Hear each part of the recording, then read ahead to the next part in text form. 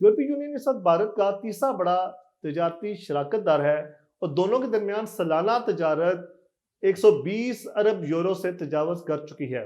Europe Bharat को महज एक मंडी नहीं बल्कि चीन के मुतबादल मैन्युफैक्चरिंग मरकज़ के तौर पर देख रहा है, खास तौर पर टेक्सटाइल सेक्टर में, जहां यूरोपीय यूनियन भारत से आने वाली मसनूआत पर औसतन 8% से 12% दामनी ड्यूटी वसूल करता है। मजूजा फ्री ट्रेड एग्रीमेंट के तहत ये टैरिफ मरहलावार कम किए जाएंगे। यूरोपीय माहितों की रवायत के मुताबिक ये कमी फौरी नहीं मगर सिमत वाजिया है।